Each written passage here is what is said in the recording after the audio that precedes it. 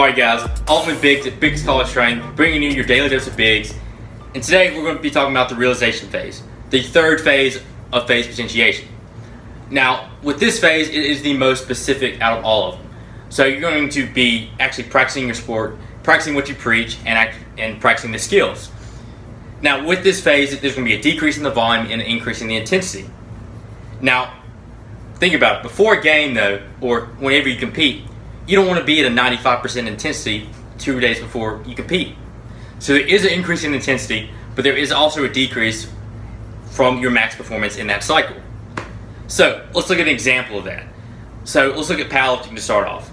So with powerlifting, you can be anywhere from the 1 to 3 rep range, anywhere from 75 to 95%, and it's going to be about 5 to 10 sets per week. That's taken straight from Scientific Principles of Strength Training from Chad Wesley Smith and Mike Israetel. You can look it up, great book, you can look it up, and great guys too. So let's look at how you can set up a peaking phase.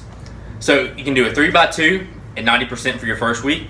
Week 2 will be a 3x1 at 95%. And the last week will be a 3x1 at 85%, 80 to 85% depending on what you want.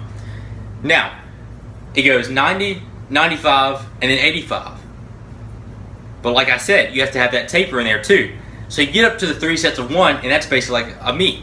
You're doing 3 sets, you're doing 3 singles, 3 almost max effort singles that you're going to exactly do in the meet. And then that last week you want to be able to taper off and manage fatigue. That's why there's that taper. So you can manage fatigue and perform at your best when competition comes. Now, let's look at cross country. Now, or running. Now, of course, with running, you're going to be focused on your aerobic capacity still, because that's what your sport is. It's aerobic capacity. But you're still going to have some of that anaerobic capacity work in there. So track work, hill work, whatever kind of anaerobic capacity you like to do. Now, let's say week 1, you're doing 20 miles that week. And then week 2 is going to be 15 miles, and week 3 is going to be 10 miles in total. But week 1, you're going to be doing 14 miles of long, slow distance, and then 6 miles of fast-paced intensity, about 95% intensity. And then week 2 is going to be about 15 miles. So you're doing 10 miles of long, slow distance, and then 5 miles of pretty intense race pace.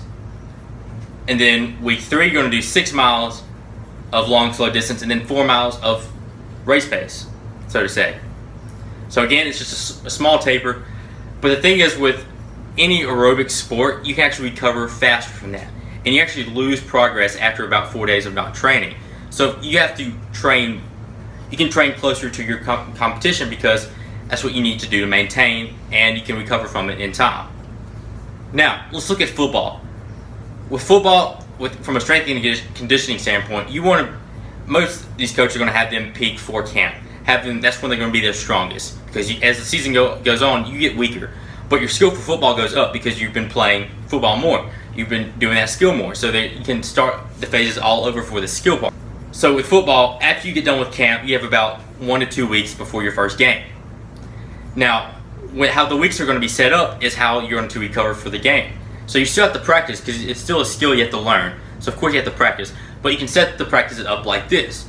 So Sunday can be a light day, Monday can be a medium day, Thursday can be a heavy volume day, so 20, 25, maybe even 30 periods if that's what your coach does.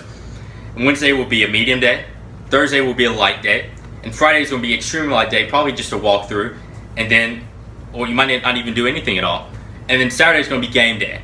So you see how the volume goes up and then the volume goes down, because you have to recover. Because with football, it's more about playing football. That's what you're there to do. You're not there to lift weights. If you're there to lift weights, that would be easy. But you're there to actually play the skill of football. So you need to be focusing on that while you're in season, not really focusing on strength conditioning, which you might only be doing strength training 2 times a week, but you probably won't be doing any conditioning because you'll be practicing every day. So all this is to do is just provide examples. If you follow the rules of decrease the intensity over time and the volume, then to peak for your meet, then you'll be fine, or whatever sport you play. But the point is, you have an increase of volume, then you have to decrease the volume and intensity, because you have to recover for your event. So don't take everything I say literally. There are thousands of ways you can do it.